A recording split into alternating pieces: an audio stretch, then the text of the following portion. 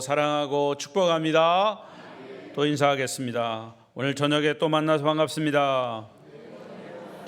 잘 오셨습니다. 은혜 많이 받으세요.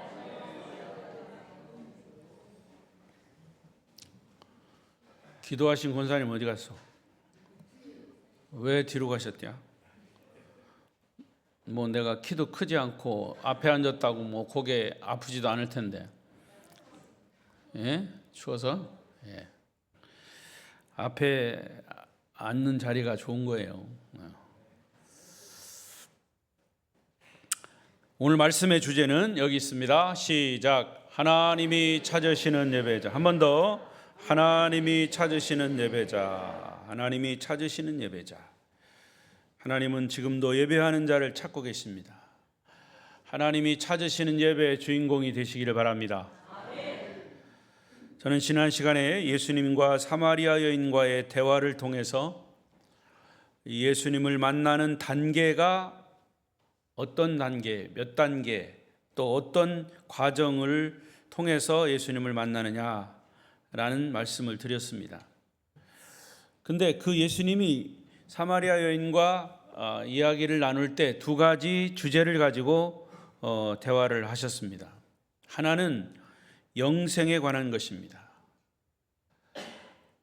영원히 사는 길, 예수 믿고 천국 가는 길, 영생에 관한 이야기고요. 또 하나는 예배에 관한 것이었습니다. 예배에 관한 것. 영생의 문제는 예수님이 먼저 꺼내신 주제였고, 예배는 나중에 그 사마리아 여인이 예수님께 질문한 그런 주제였습니다. 예수님은 이 여인과의 대화에서 그 여인에게 5 남편이 있었고 지금 있는 남자도 내 남편이 아니다라는 말씀을 하셨습니다. 그런데 이야기의 흐름을 보면 예수님은 그 여인이 어떻게 하면 영생을 얻을까라고 하는 것을 알려주기 위해서 말씀을 했는데 이 여인은 너무 창피했습니다. 그래서 그 창피한 순간을 피하려고 이야기 주제를 예배로 바꿨습니다. 우리가 이 성경을 보면 그런 이 문맥을 우리가 찾아보게 되는데요. 그래서 어쨌거나 그 여인이 질문한 예배에 대한 말씀을 예수님이 설명하시면서 예배의 본질을 우리에게 알려주셨습니다. 평소 그가 가지고 있던 예배에 관한 의문들을 예수님께 물었습니다. 그야말로 밑바닥 인생을 살고 있던 그 여인은 자신의 죄와 고민을 털어놓을 예배의 대상을 찾고 있었던 거죠.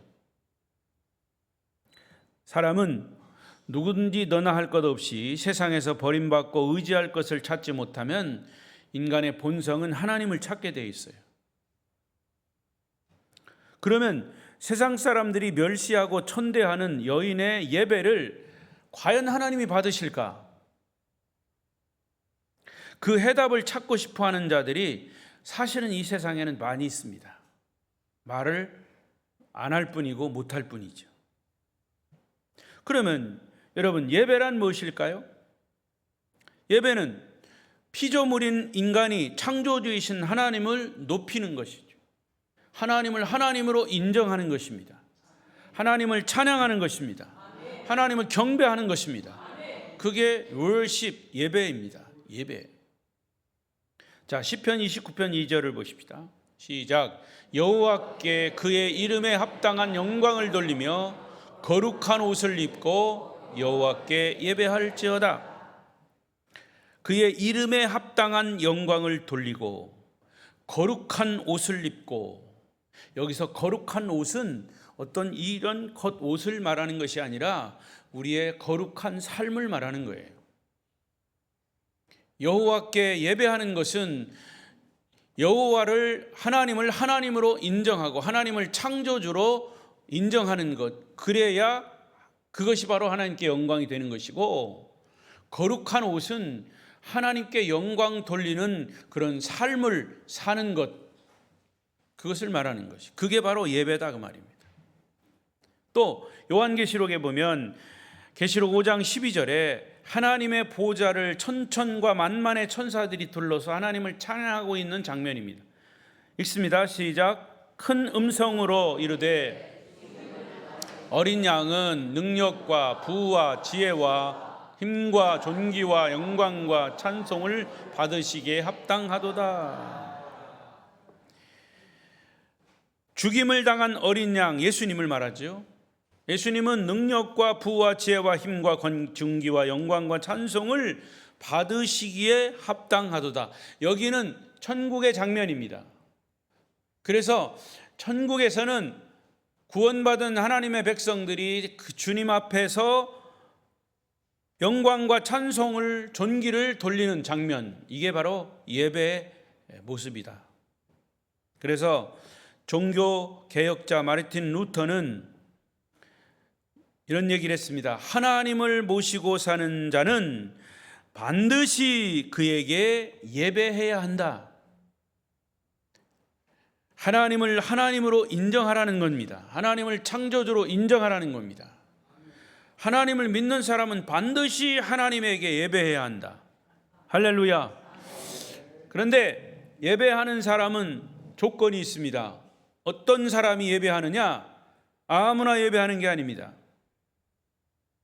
요한복음 3장 7절에 보면 거듭난 자라야 한다.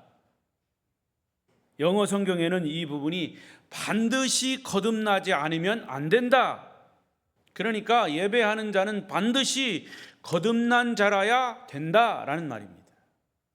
저는 목회하면서 이런 경험을 많이 했습니다. 목사님, 우리 집에 가서 예배를 좀 드려주십시오.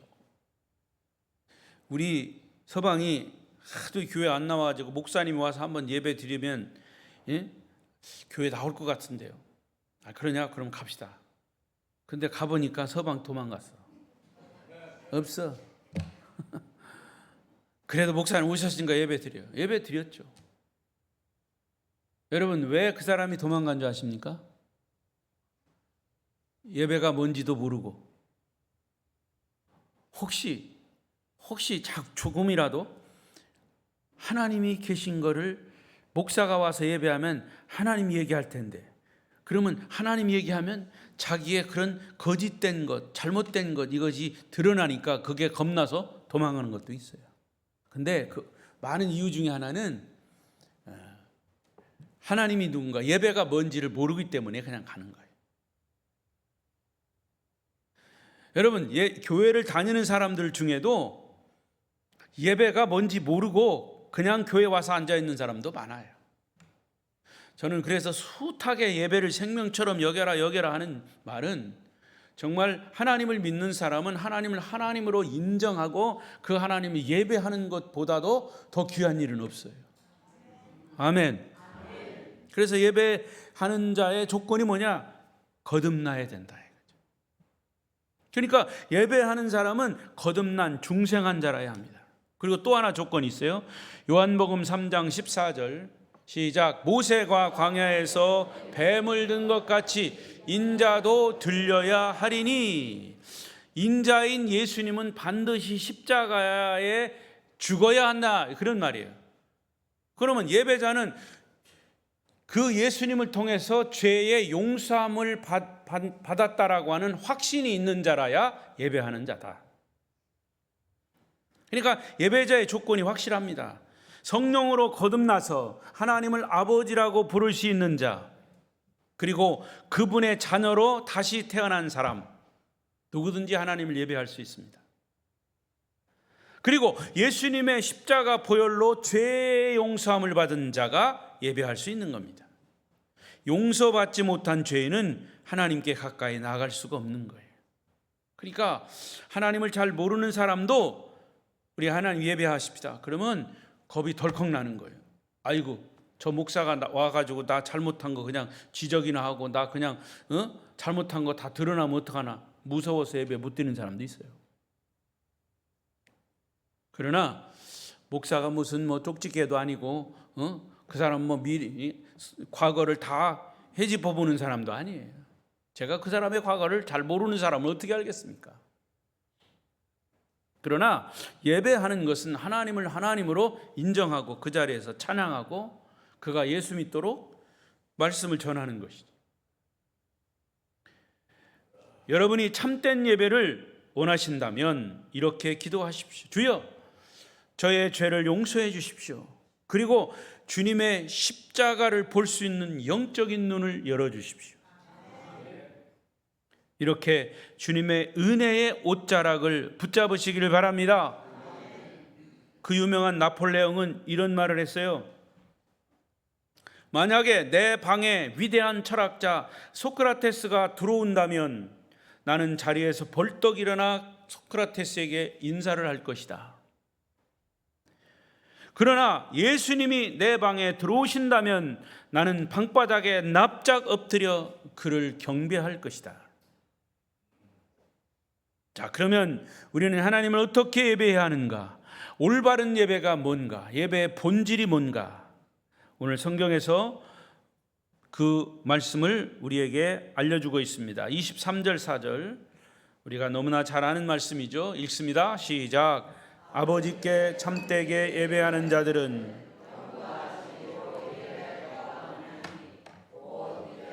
아버지께서는 자기에게 이렇게 예배하는 자들을 찾으시느니라.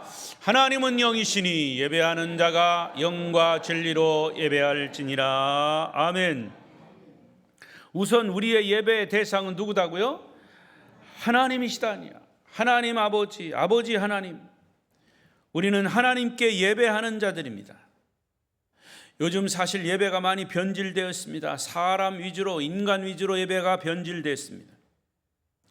예배의 대상이 바뀐 예배가 많아졌습니다. 예배의 대상이 하나님이신데 그 하나님이 예배의 대상이 아니라 설교 잘하는 목사가 예배의 대상이 되어버렸어요.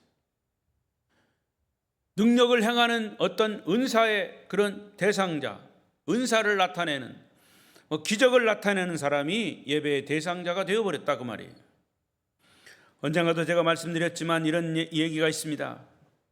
19세기 중엽에 헨리 워드 비처라고 하는 유명한 설교자가 있었습니다. 헨리 워드 비처, 유명한 사람이에요. 그의 아버지도 유명한 설교가였습니다. 헨리 워드 비처 목사님은 그 당시 많은 사람들에게 설교로 영향을 끼친 분으로 사람들에게 인기가 많았어요. 그의 설교 시간이 되면 인산인해를 이루었습니다.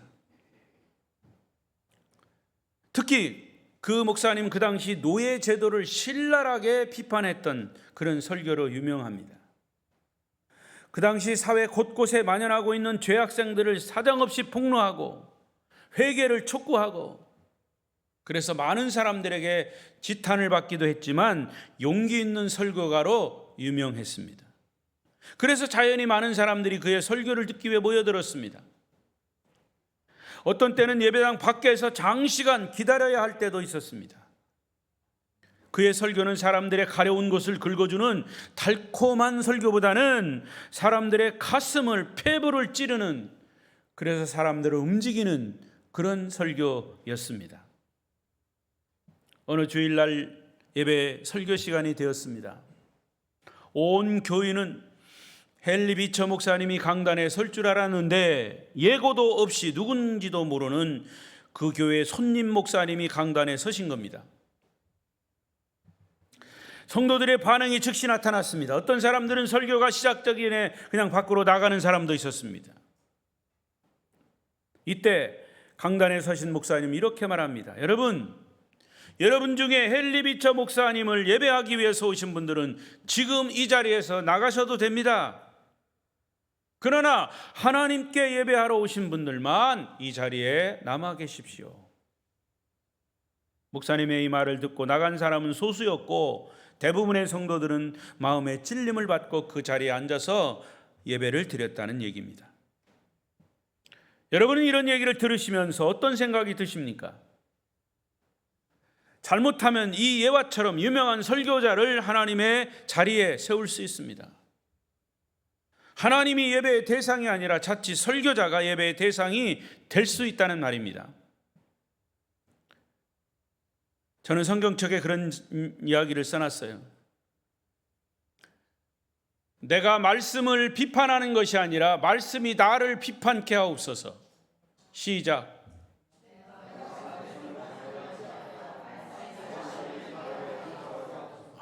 일찍이 아름다운 교회 성도들 머리 좋은 줄은 알았지만 오늘 다시 느꼈습니다. 할렐루야. 여러분, 하나님의 말씀이 나를 비판해야지 내가 말씀을 듣고 내가 말씀을 비판하면 안 된다 그 말이에요. 많은 사람들이 그래요. 설교를 듣고 그 설교 은혜스럽다. 물론 그걸 반응할 수 있어요. 그렇게 잘한다 못한다. 여러분, 설교를 판단하는 것이 아니라 내가 설교를 판단하는 것이 아니라 그 설교 말씀이 나를 판단케 해야 합니다.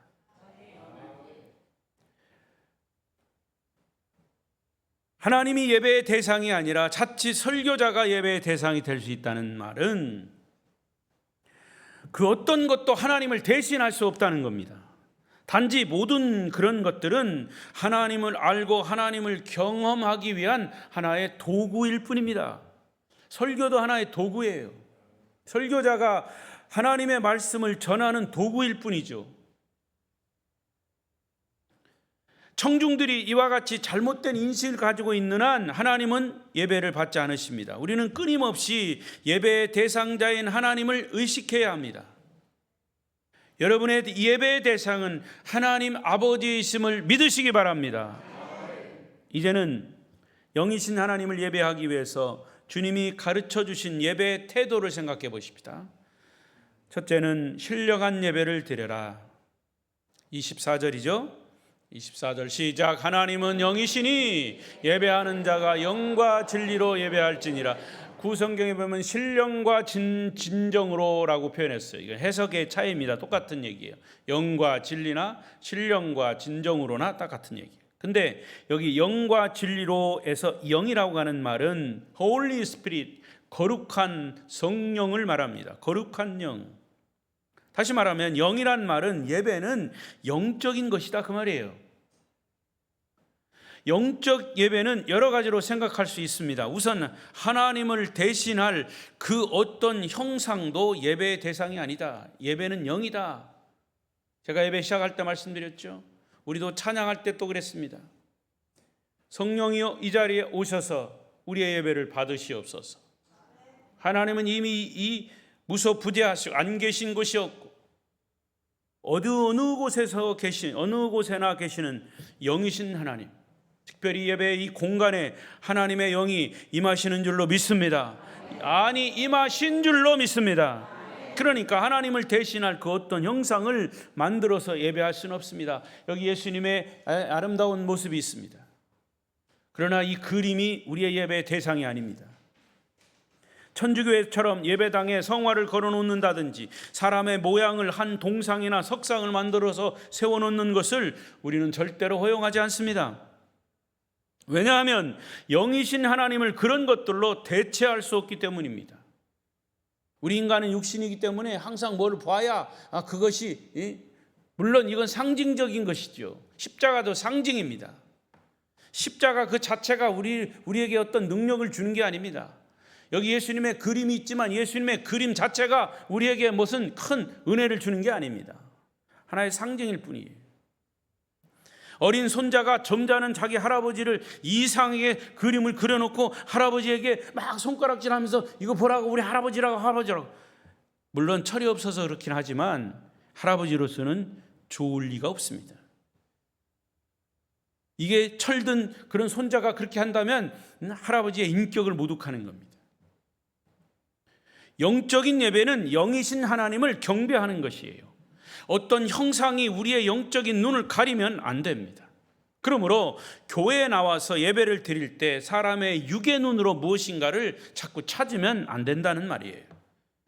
그래서 여러분 예배당에 들어오시면 예배하러 오셨으면 먼저 조용히 마음의 문을 열고 하나님 앞에 기도로 서십시오. 나를 하나님 앞에 기도로 세우는 겁니다. 그리고 주님을 묵상하십시오. 내가 이 예배를 통해서 주님을 만날 것을 기대하십시오. 우리가 예배 드릴 하나님을 묵상하고 기도하는 것이 우선이 돼야 합니다. 예배는 사람 만나러 오는 게 아니에요. 물론 교제도 있습니다. 그러나 그는 예배 드린 후에 얼마든지 할 수 있습니다. 또 예배 들어오기 전에, 예배 시간 전에 다 얘기 교제할 수 있습니다. 그러나 예배 현장에 딱 들어오면 우리가 주님을 만날 준비를 해야 됩니다. 아프리카 어느 원주민이 처음으로 선교사에게 복음을 들었어요. 그리고 예수님에 대한 이야기를 쓴 작은 성경책을 선교사에게 선물을 받았어요. 그는 글을 읽지 못했지만 이웃에 있는 다른 원주민을 찾아가서 그가 만난 예수를 전했습니다. 놀랍게도 그의 전도를 받은 사람들이, 그 원주민들이 많아졌습니다. 이제 그들은 함께 모여서 예배를 드려야 한다고 생각을 했습니다. 그런데 막상 예배를 어떻게 드려야 할지를 잘 몰라가지고 결국 연구한 끝에 그들은 큰 돌을 하나가 갖다 놓고 그 위에다가 선교사가 준 성경책을 쫙 올려놓고 둘러앉아서 눈을 감은 채 1시간 동안 묵상을 했다고 합니다. 그게 그들의 예배였습니다. 어떻게 보면 웃음이 나오는 이야기 같지만 여러분, 영이신 하나님을 예배한다는 것이 그렇게 쉬운 것 같지만 쉽지 않습니다. 초대교회인 예루살렘 교회는 예배당 건물도 별로 없었습니다. 프로그램도 없습니다. 주보도 없어요. 오르간도, 피아노도, 드럼도, 기타도, 악기도 별로 없었어요. 그러나 그들은 얼마나 영이신 하나님과 만나는 참된 예배를 영감 있게 드렸는지 모릅니다. 여러분, 지금도 영이신 하나님께서 이 예배에 영으로, 성령으로 임재해 계심을 믿습니다. 잠시 눈을 감아 보십시오. 그분이 이 공간 안에 함께 계심을 여러분 묵상해 보십시오. 여러분의 마음에 계시고 주님이 우리 가운데 함께 하심을 그렇게 느끼시고 경험하게 되시기를 바랍니다. 여러분이 항상 드리는 예배가 시간을 그냥 때우는, 그저 안 나가면 내가 직분을 가지고 또 예배 안 나가면 목사가 전화하겠지, 어쩔 수 없이 나가는 그런 예배 100번 드려야 소용없어요.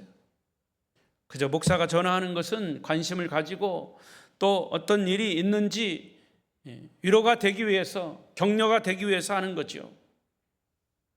그러나 제가 안타깝게 생각하는 것은 예배를 등한히 하는 것처럼 우리 성도들에게 안타까운 일은 없기 때문에 그런 거예요. 여러분의 예배가 신령한 예배가 되시기를 바랍니다. 두 번째로, 신령한 예배를 위해서 하나님을 장소에 제한시켜서는 절대 안 됩니다. 수가성 여인에게는 그것이 문제였어요. 유대인들은 예루살렘 성전에서 예배해야 한다고 생각했고, 이방인인 사마리아 사람들은 그리심산에서 예배한다고 주장을 했습니다. 사마리아 여인의 입장에서는 누구의 말이 옳은지 알 수가 없었습니다.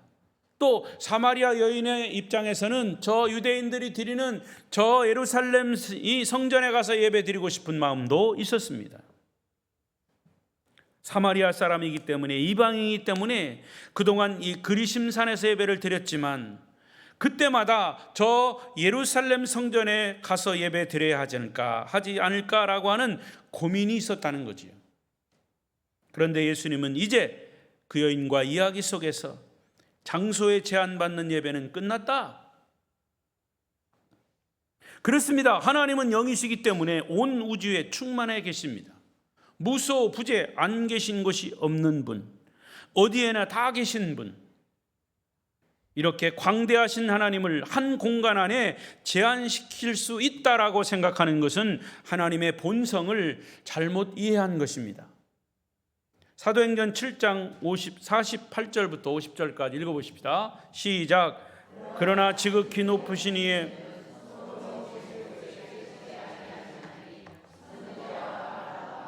주께서 이르시되 보자여, 땅은 너희가 나를 위하여 무슨 집을 짓겠으며 나의 안식할 처소가 어디냐? 이 모든 것이 다 내 손으로 지은 것이 아니냐 함과 같으니. 그렇습니다. 하나님 안 계신 곳이었기 때문에 우리가 하나님을 어떤 장소 안에 가두어둬서는 안 됩니다. 자, 그러면 이런 질문을 할 수가 있어요. 목사님, 그러면 꼭 교회에 나와서 예배를 드려야 할 필요가 있습니까? 뭐 우리 집에서 코로나 때처럼 하나님을 영상으로 예배해도 되지 않겠습니까? 꼭 예배 나오기 싫은 사람들이 그렇게 질문해요. 잘 들으셔야 합니다. 어쩔 수 없는 경우가 있어요. 부득이할 때가, 코로나 때처럼 그렇게. 그러나 여러분이 꼭 기억하셔야 할 것이 또 있습니다. 그것은 뭐냐? 교회의 정의를 분명히 아셔야 합니다. 교회의 정의가 뭔가? 교회는 뭡니까? 에클레시아, 예수를 구세주로 고백하는 사람들의 공동체입니다. 그 교회입니다. 하나님은 구원받은 모든 백성이 함께 모여서 경배해야 할 인류의 주인이십니다.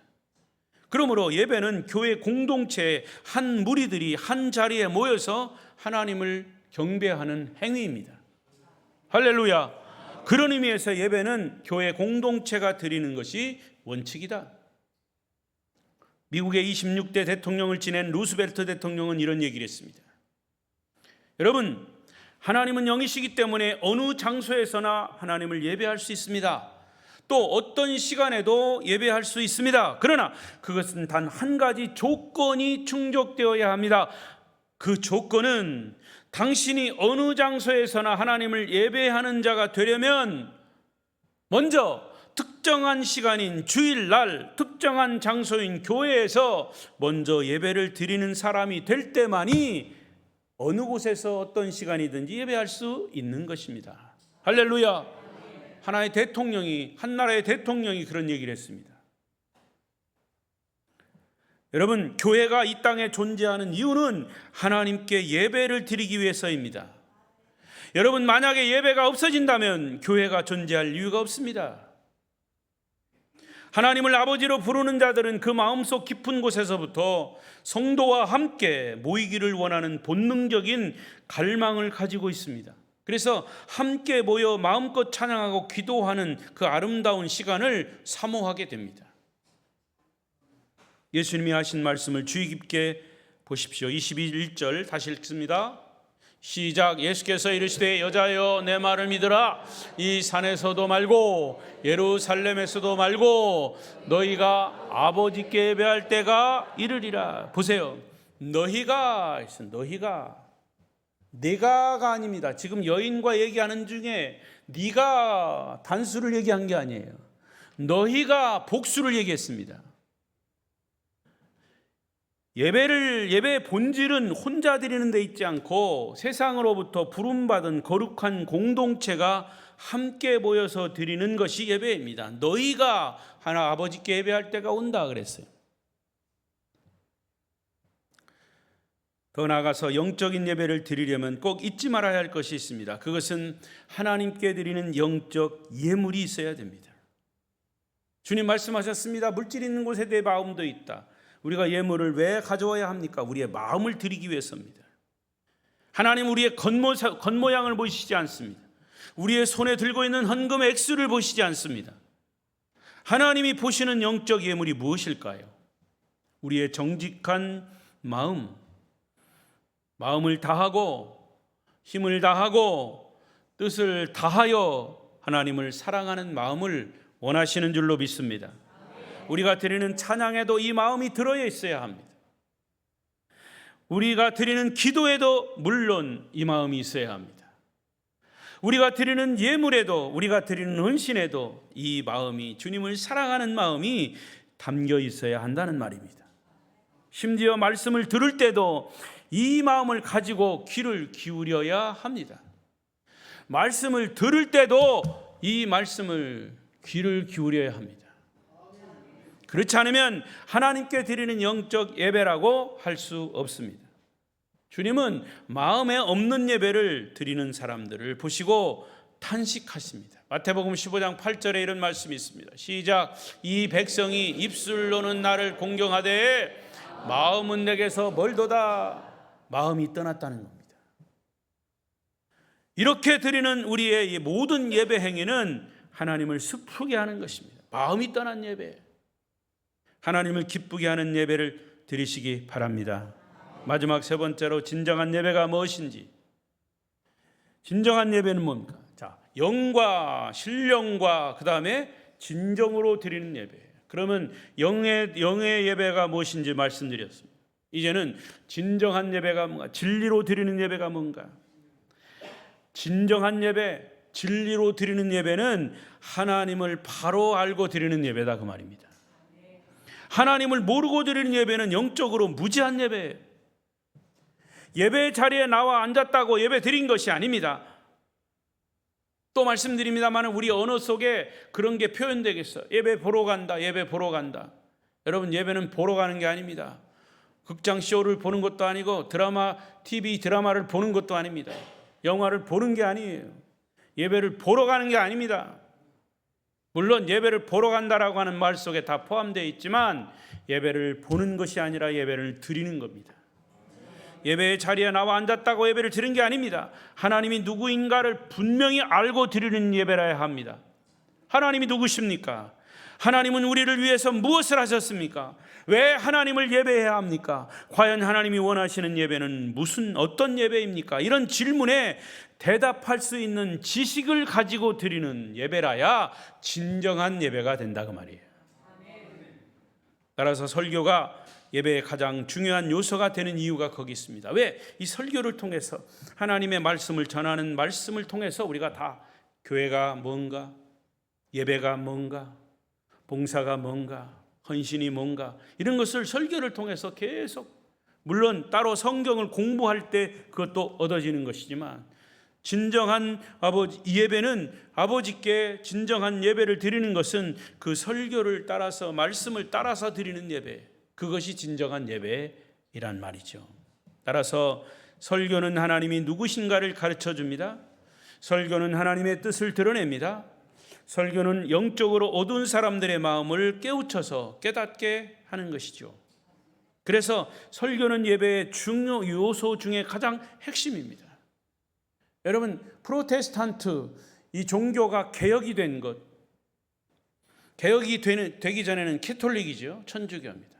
천주교에서 왜 프로테스탄트 개혁이 됐을까요?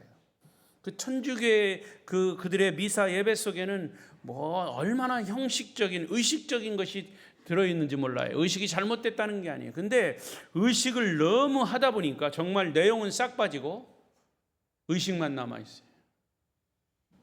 그래서 마르틴 루터가 95개조 잘못된 항목을 걸어놓고 종교 개혁을 한 겁니다.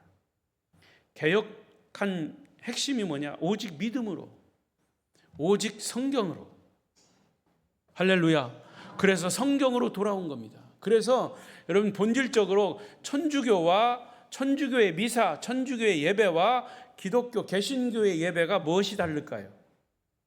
천주교는요, 미사 속에 항상 성찬 예식이 있습니다. 그들의 예식, 결혼을 드려도 결혼 미사는 그들이 일반적으로 미사 드리는 모든 것을 다 포함해서 결혼식을 하는 거예요. 그러니까 모든 것이 의식 중심이에요. 그러나 개신교는 말씀 중심이에요. 여러분, 우리 예배 속에도 1시간 남짓한 예배 속에서 기도도 있습니다. 찬송도 있습니다. 그리고 말씀도 있습니다. 그리고 마지막에는 교회 공동체의 소식이 있습니다. 이게 예배의 전체적인 그런 구도죠. 그런데 거기서 제일 많이 차지하는 시간이 뭐예요? 설교예요. 말씀 위주이기 때문이에요. 여러분, 우리가 하나님을 경외하고 경배해야 할 대상이신 하나님을 모르고 예배를 드린다면 얼마나 웃기는 일이고 무례한 일입니까? 그러므로 우리는 예배를 잘 드리기 위해서 하나님에 대해서 잘 기록되어 있는 성경을 지속적으로 곁에 두고 읽어야 합니다. 우리 그리스도인으로서 당연한 일이에요. 이거는 항상 밑에 깔고 가는 거예요. 하나님을 믿는 성도가 하나님을 모른다면, 성경을 통해서 모른다면 얼마나 무식하다는 소리를 들을 거예요. 하나님의 말씀을 듣고 은혜를 받으면 하나님을 더 잘 알게 되고 하나님을 더 잘 알수록 정성스러운 예배자가 되는 것이죠. 그런 사람은 예배 드리는 자세가 달라지는 거예요. 이런 사람이 드리는 예배가 바로 진정한 예배인 것이죠. 23절에 아버지가 참되게 예배하는 자들은 영과 진리로 예배할 때가 오나니 곧 이때라. 아버지께서는 자기에게 이렇게라고 하는 것은 뭐를 말하는 거예요? 위에서 말씀하시는 영과 진리로 예배하는 자, 그렇게 예배하는 자를 찾으신다. 할렐루야. 오늘 예배 자리에 나오신 여러분들은 하나님이 찾으시는 예배자들입니다. 얼마나 영광스러운 일입니까? 하나님이 이렇게 우리를 사랑하십니다. 수많은 사람들 가운데 우리를 뽑고 뽑아주셔서 예수를 믿게 하시고 구원받게 하시고 거듭나게 하시고 하나님의 자녀 삼아주셔서 하나님을 예배하는 자로 우리를 세우셨습니다.